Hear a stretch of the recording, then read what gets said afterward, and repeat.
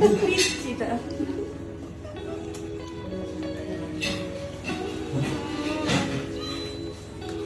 আদর। এই চলো ঘুম পাড়িয়ে দাও, সবচেয়ে বেস্ট হয়। হ্যাঁ, আসলে এগুলো পিচ্চি লাগে, বাচ্চা লাগে।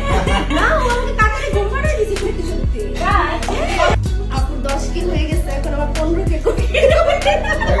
এবার পরিমণির বাসায় ইফতার করলো চিত্রনায়িকা প্রার্থনা ফারদিন দিঘি। দিঘিকে কত ভালোবাসে পরিমণি, কি বলছে পরিমণি, সম্পূর্ণ ভিডিও দেখে আপনার মতামতটি জানান।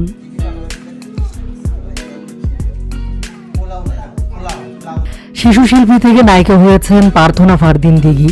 বড় হয়ে গেলেও এখনো যেন সবার কাছে সেই ছোট দিঘি রয়ে গেছে। দিঘিকে সবাই ভালোবাসে, আদর করে। কিং খান, শাকিব খান থেকে শুরু করে চিত্রনায়িকা অপু বিশ্বাস, নায়িকা বুবলি, কম বেশি সবার সাথেই ভালো সম্পর্ক দিঘির। যদিও গৌতম সাহা, বারিশাহকে কেন্দ্র করে অপু বিশ্বাসের সাথে একটু হলেও সম্পর্ক নষ্ট হয়ে গেছে দিঘির। আগের মতো ওইভাবে আর অপুর সাথে দিঘিকে দেখা যাচ্ছে না। এদিকে এবার প্রায় বলতে গেলে প্রথমবারের মতো দিঘির সাথে খুনসুটি করতে দেখা গেল পরিমণির।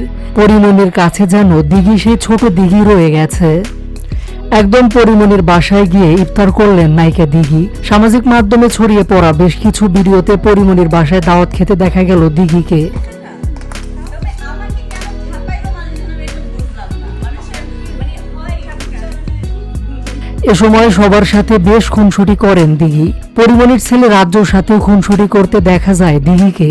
খাওয়া দাওয়া শেষ করে একদম দিঘিকে জড়িয়ে ধরে আদর করে পরিমণি। তখন পরিমণিকে বলতে শোনা যায়, তুমি সেই ছোট্ট দিঘি। তখন দিঘি বলে, ছোটবেলায় পরি আপু আমাকে ঘুম পাড়িয়ে দিত। দুই নায়িকার এমন খুনসুটি সামাজিক মাধ্যমে মুহূর্তেই ছড়িয়ে পড়েছে।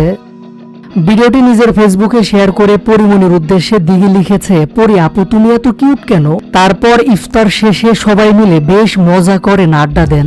ইফতারে পরিমণিকে হলুদ রঙের পোশাকে দেখা যায়, আর দিঘি পরেছিলেন কালো রঙের শাড়ি। সব মিলে ইন্ডাস্ট্রির সবাই যেন দিঘিকে সেই আগের মতোই ভালোবাসে। অপু বিশ্বাস, বুবলির পর এবার পরিমণিও দিঘিকে আদর করলো। প্রিয় ভিউয়ার্স, বিষয়টি নিয়ে আপনার মতামতটি অবশ্যই জানাবেন।